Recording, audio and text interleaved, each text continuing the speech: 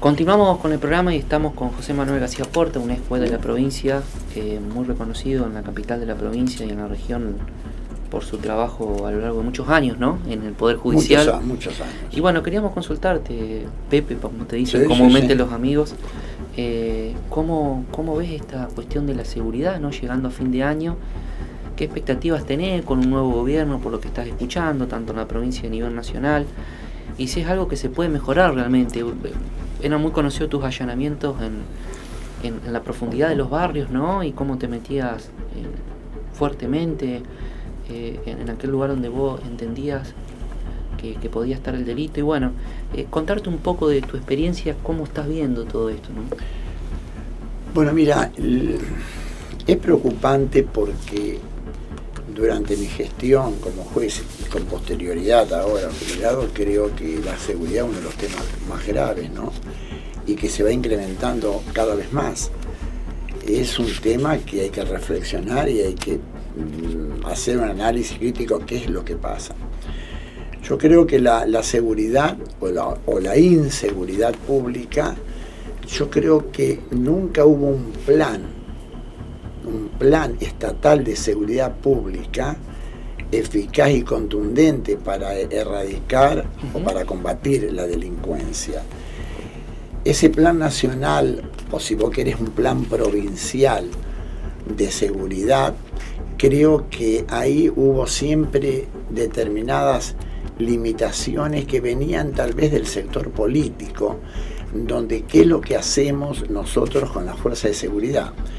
¿Por qué digo esto? Porque la función básica y primordial de la policía es la prevención. Y la prevención la fija el Poder Ejecutivo a través del suministro de seguridad o el gobernador de hemos traído algunos invitados que vos estás hablando de la prevención y hablaban, está bien, la policía puede hacer buena prevención, pero si hace inteligencia. El mismo ministro de la Corte, Rafael Gutiérrez, ha hablado de esto. Sin embargo, hay sectores que son reticentes a esto porque entienden que no tiene que ver la inteligencia con la democracia. A lo mejor están entendiendo otra cosa o no. Como no soy un conocedor del tema, te pregunto vos qué opinas. No. Justamente la prevención como función básica y primordial de la policía se basa en la inteligencia, digamos, porque ¿cuál es la prevención? ¿Qué es prevención? Prevención es prevenir el delito. ¿Cómo se previene el delito? El delito se previene a través del accionar policial. Primero tiene que ser la policía netamente operativa. Y el tema de la inteligencia, para decir que, porque acá nos manejamos con prejuicios que ya fueron superados en los países del primer mundo. Cuando hablamos de inteligencia, no hablamos de espionaje. Cuando hablamos de inteligencia y es necesario interceptar comunicaciones de los delincuentes, se necesita el apoyo del Poder Judicial, ¿no es cierto? El apoyo del Poder Judicial de los jueces para que se puedan interceptar comunicaciones, ya sea epistolar o sea telefónica o a través de la telefonía celular, pero siempre con el control de la justicia. Pero también la prevención pasa por el detectar en las calles los delincuentes que andan armados, caminan por la ciudad con armas de fuego, como si fuera algo lícito, donde la policía justamente es donde encuentra una valla. ¿Por qué interceptar personas? Hasta hubo en una oportunidad en Rosario una cuestión, decía, ¿por qué interceptar? Es por portación de cara, como discriminando. Yo creo que la policía en esa función que tiene, que es la calle, la filosofía de la calle, la vida, creo que saben perfectamente. La policía lo puede hacer porque la ley faculta interceptar por 10 horas el paso de sospechosos que deambulan por la calle, ¿no es cierto? Y están armados. Entonces es ahí donde la policía necesita el apoyo de la justicia. Señores, detuve a esta persona, necesitamos portaba un arma calibre 38 y que la policía y que la justicia actúe, que quede detenido, que se le forme causa. Ahora, ¿cuál es la línea, apelando a tu experiencia, cuál es la línea para decir este es el trabajo de la policía y acá se le fue la mano? Este es el trabajo de la policía, acá está afectando derechos humanos. ¿Está bien esto? Acá está haciendo racia. O sea, ¿cuál es el...? Bueno, siempre hace años se está planteando esto, cuál es el límite de la policía para no caer en lo que le llaman mano dura. Mira, Es la política que se estableció en Nueva York. Tolerancia cero no significa violencia. Tolerancia cero es no permitir absolutamente ninguna conducta delictiva. Ahora, la policía son funcionarios civiles, portadores de armas y proveedores del bien común. Ellos pueden usar las armas de fuego en las circunstancias que la ley establece. La policía está para defender la vida y los bienes de los demás. Y la vida y los bienes propios en su función. Ahora, ¿dónde está el límite? Ahí está justamente, para que no, digamos, caer en el grosero error de decir hoy es más difícil ser policía que ser delincuente. Está claro, más difícil ser policía, ¿dónde puede actuar la policía para que no sea sancionado, etcétera, etcétera?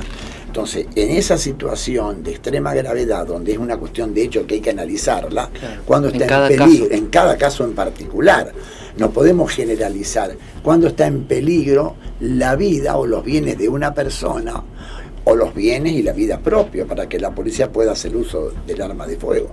Siempre se trata de privilegiar la vida, por supuesto, la vida, y causar siempre el menor daño posible en el caso que sea de extrema gravedad. No puede haber una norma, una regla general que diga acá está el accionar, acá es correcto y acá no. Hay que ver cada caso en particular, que son totalmente distintos. Yo he tenido enfrentamientos armados donde la policía mató a delincuentes en casos de extrema gravedad, pero yo 3 de la mañana me constituía en el lugar. O casos en que la policía mataba a delincuentes. Entonces me parece que primero hay que hacer docencia con la policía. Ahora, la policía tiene que tener una intuición particular frente a cada hecho, enfrentamientos que tiene, ¿no? Ahora, da la sensación que por ahí, cuando uno ve que hay policías que disparan por la espalda, hay algo que no están dando bien. Claro. En otros momentos actuará bien. Entonces, por eso le pregunto, porque usted tiene la facultad, además de que ejerció muchos años la docencia. Muchos años. Y eso, el haber sido docente le da la posibilidad de explicar sencillamente, no a mí, a lo mejor, sino a la gente que la mira en esa cámara, cómo es la visión de esto, cómo se explica, cuál es el límite, poder desasnarlo un poco para hacer un poco de docencia desde la perspectiva de su punto de vista, ¿no? Y bueno, por eso, yo he dado clase 30 años en la escuela de policía, además de la facultad. Entonces, a los que yo le daba clase eran sumariantes después en las causas. Por eso, creo que, acá en el análisis de cada hecho en particular donde la policía hace uso del arma, ahí es la justicia donde tiene que actuar con un gran sentido común y teniendo en cuenta la gravedad de la situación que está viviendo el oficial o los funcionarios Ahora, ¿se públicos? La prepara bien a la justicia, a la policía? Porque No, usted me dice, montan un arma y pueden quitar una vida si actúan mal. Pero por supuesto, es muy complicado. Entonces, es complicadísimo. Por eso, en la faz prevencional, el poder político es realmente el que tiene que formar a la policía, hacerle saber cuál es la función, cómo tienen que actuar en determinados casos. Yo creo que hoy, en estos muchos años de gobierno socialista, la policía ha sido un poco maltratada. Ajá, ¿por qué? A ver. Y se ha sido maltratada en el trato. Yo creo que hoy la policía tiene temor de actuar. Y si hay grandes focos de corrupción policial, es porque justamente están muy solas. Están totalmente... Y el maltrato es verbal, me refiero, porque si yo soy policía y hago una consulta y me dicen, explícate mejor que no te entiendo nada, no sabía, bueno, entonces creo que... ¿Y qué sería que un policía tenga miedo de actuar? ¿Cómo se manifiesta socialmente eso, en el actuar de la calle? Y bueno, y lo que estamos viendo, la tremenda inseguridad que hay, donde cualquier persona camina por la calle con armas, donde el otro día yo llegaba a mi casa y había un operativo, y me piden, doctor, quiero que escuche, que mire esto y va a ver cuál es la función nuestra. Las motos pasaban, cuando viene el operativo, se daban vuelta, se iban contramano. O sea, en un operativo callejero paraban las motos para pedir documentación. Cuando los motociclistas veían el operativo, retrocedían y se iban contramano atrás. Otros subían a la vereda y hacían señas. Me dice, nosotros no podemos perseguirlo, porque si los perseguimos y se caen y se lesionan, vamos a ir nosotros como al banquillo de los imputados.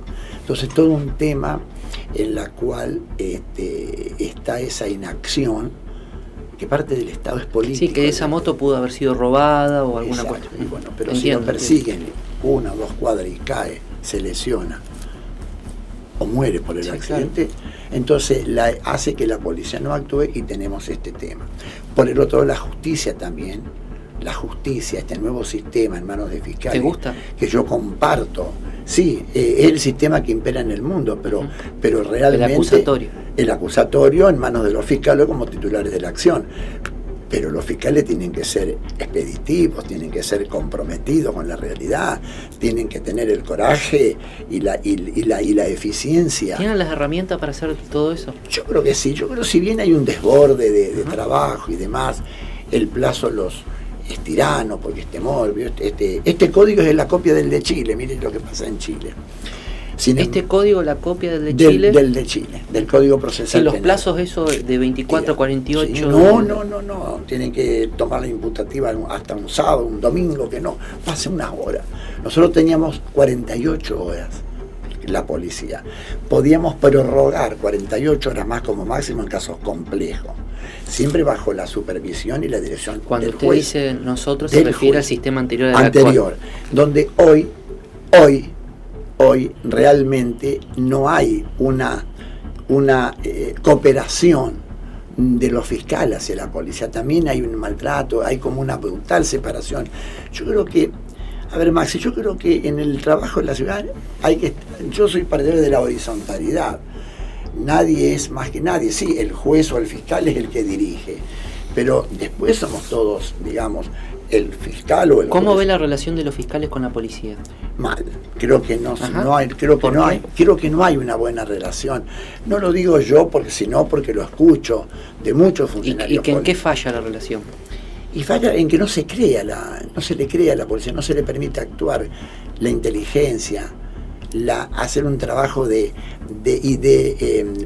investigación, que es la base, la investigación. Yo no llamaría inteligencia, lo llamaría investigación. La tarea investigativa... Investigación criminal, digamos. La policía, escúchame, Maxi, el código aún actual permite a la policía iniciar investigaciones por iniciativa propia, comunicando al fiscal inmediatamente. ¿Y en qué casos por la iniciativa propia? Digamos, de en oficio. todos los casos, en cualquier delito, una sospecha. Cualquier delito de acción pública. Y ahí está lo que acaba de decir. Ante la sospecha se podía actuar, ante la sospecha había que actuar. Cuando la policía tenía sospecha de que en tal lugar hay delincuentes, que en tal lugar hay armas, etcétera, y brindaba un informe elaborado, formal, escrito al juez, entonces ahí se podía actuar. Hoy están pidiendo, no, la sospecha es un poco discriminatorio, un poco entonces claro, piden la evidencia. ¿Cómo va a lograr una evidencia? Apenas comienza una investigación. La evidencia se logra con claro, lo que pasa es que hay sectores que entienden, yo trato de pararme como la balanza del fiel para poder brindar cuáles son las posiciones y poder echar luz. Uno dice, bueno, cuando vos estás hablando de sospecha y si te fijas por la cara, si está mal, o sea, revisar a una persona porque no te gusta la cara. Entonces, pero sí, ahí estamos en un problema. Entonces, ¿cuándo actuaría?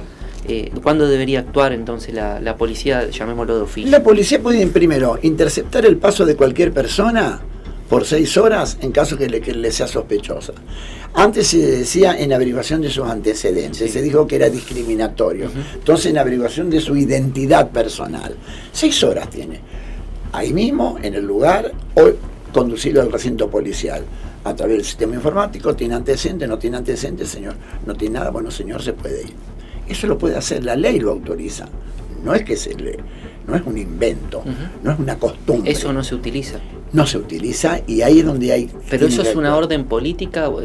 ¿Qué intuís vos? Y yo intuyo eso, que permitan, que diga, porque justamente el detectar el delincuente que porta arma, que media hora después comete un hecho gravísimo, mira lo de Esperanza. Y por el otro lado, también en la tarea investigativa, la policía tiene informaciones de lugares donde están los delincuentes, armas, y ahí es donde tiene que recurrir para pedir una orden de allanamiento. Y ahí es donde piden evidencia, etcétera, etcétera. Yo creo que hay que darle a la policía los recaudos legales y el control estricto para poder actuar, o de lo contrario estamos totalmente desamparados. Es decir, ¿Qué impacto tiene? ¿Sabés que hay una posición del Poder Judicial, yo creo que en su conjunto mayoritariamente, que dicen que nosotros actuamos después del hecho, después del acontecimiento, que se abre la investigación?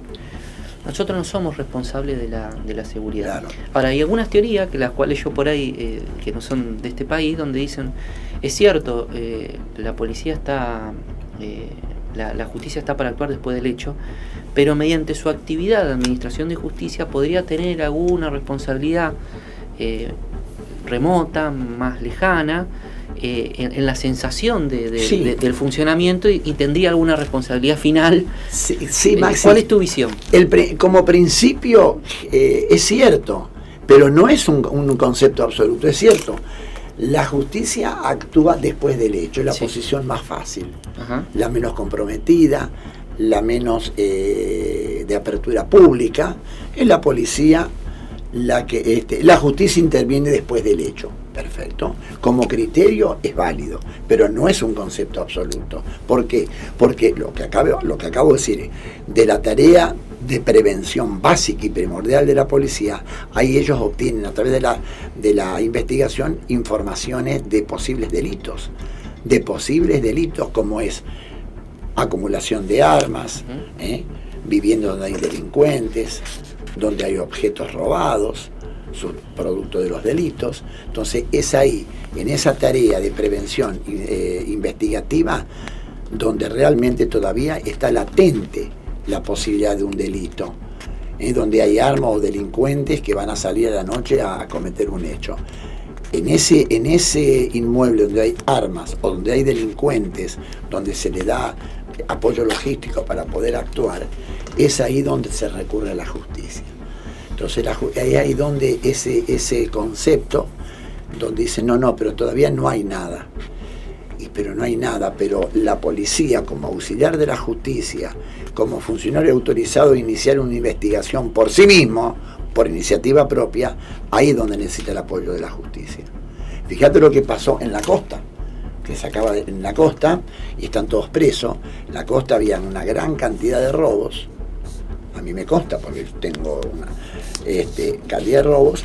No obtenían los recaudos legales para poder ingresar y entonces comenzaron los policías a ingresar por sí mismos a los inmuebles, secuestrar y detener, etcétera, y ahí, claro, está bien, cometieron delito, allanamiento ilegal y ahí están todos presos. Está claro. Entonces, en su momento hubiera necesitado que los fiscales brinden los recaudos legales para poder actuar, pero ahí es donde no se logra absolutamente nada. Hay algo que Ese es el tema central. La evidencia la lográs a través de la investigación. Sí, son elementos de pruebas que después se ponderarán en el juicio. Si yo digo eso, me encierro en mi despacho, entre cuatro, me digo, lo que ocurre en la sociedad, a mí no me interesa, no me afecta, yo creo que es un grave error. Ahora, Doc, algo que tiene que ver también... ¿Por qué yo implementé los allanamientos masivos durante tantos años? No fueron 2 años, fueron casi 15, 18 años. Porque entendí en aquel momento que la inseguridad era uno de los temas más graves, y porque entendí que en los barrios de alto riesgo era para protegerlos a ellos también. No ingresaba el Estado, no ingresaba nadie, había una inacción absoluta, ni la justicia, ni el Estado ingresaba en esos barrios de alto riesgo. Entonces comencé a escuchar... Ahora, usted cuando hacía esos allanamientos, ¿se valía de investigaciones previas? ¿Cómo se desarrolla una actividad de esa? Yo la investigaba, la iniciaba a través de investigaciones previas. Yo escuchaba a los referentes barriales, a los dirigentes sociales de esos barrios donde eran víctimas, donde el 90 y pico % de la gente honesta y trabajadora, y cuando llegaba me aplaudían, decían, doctor, somos rehenes nosotros. Entonces, a partir de esa información, primero verbal y después por escrito, todo formal era, cosa que ahora es todo informal, a partir de ahí yo comenzaba y organizaba a la policía estos allanamientos, que lo organizamos a las 10 de la noche telefónica para salir a las 5 de la mañana. Entonces, en ese informe que me daban los dirigentes sociales, los dirigentes barriales, asistentes sociales, de la criminalidad latente de esos barrios, ahí yo actuaba. Entonces, en esos allanamientos masivos, para no dar 100 órdenes de allanamiento, organicé y yo dirigía los procedimientos, y había celeridad, transparencia, nunca se cuestionó un solo. Entonces, yo no pido que todos lo hagan, yo lo hice porque consideré que mi impronta era necesaria para de alguna manera erradicar esto, no erradicarlo del todo sería infantil, sino disminuir el nivel de conflicto, sancionar. Hay algo que me preocupa, que yo he hablado con magistrados en actividad en este momento, y es que las cárceles están más pobladas. Más pobladas, tienen más habitantes, ¿no? Y uno se pregunta si eso es consecuencia a lo mejor de una política criminal determinada con una cuestión social complicada, digamos. Vemos la crisis que tenemos los argentinos, vamos a llegar a fin de año con 40% de pobreza. Entonces, ¿qué análisis usted hace en relación a eso, si es que tiene un análisis hecho, ¿no? No es criminalización de la pobreza, porque justamente la gente humilde la que me lo pedía a mí. Ellos eran rehenes. A las 6 de la tarde se encerraban en sus viviendas por las balaceras tremendas que había. Ellos me lo pedían. El ajuste de cuenta, el tráfico, el pequeño menudeo de la droga, que se quedó con un vuelto, vienen los homicidios, las revanchas, las venganzas. Ellos eran víctimas. Y no era, al contrario, era escuchar a la gente humilde. Eran ellos los que pedían desesperadamente. Por eso yo tuve una cuestión, y lo dije, no es criminalizar ni victimizar, al contrario, es escuchar a la clase humilde, porque la clase media alta estaba de alguna manera protegida a través de varios sistemas de defensa. Eran ellos, porque se vivían los delincuentes en esos barrios, pues sabía que ahí no se ingresaba y era tierra de nadie. Entonces, al ser tierra de nadie, ahí había todo lo que te podés imaginar. Los sectores más vulnerables son víctimas de los delitos que ocurren en el barrio de alto riesgo, donde no ingresa el Estado, en donde entonces ahí hay kioscos, hay de todo, promiscuidad, proxenetas, prostitución, hay de todo. Entonces ahí es donde realmente es un mínimo porcentaje de ciudadanos que están en el delito. La gran mayoría son gente muy trabajadora y honesta. Lo que pasa que la pobreza es una gran deuda de la democracia argentina. Totalmente. Casi 28 años de democracia y una pobreza que supera, que va a llegar al 40, es una gran deuda de la democracia argentina, de la clase política que está gobernando nuestro país, con una tremenda, ese es el problema. Y ese problema de la clase humilde, de la tremenda pobreza que hay, no, porque el delito organizado no es cuestión de los pobres. El delito organizado son bandas u organizaciones que residen a lo mejor ahí y que reciben apoyo logístico de afuera.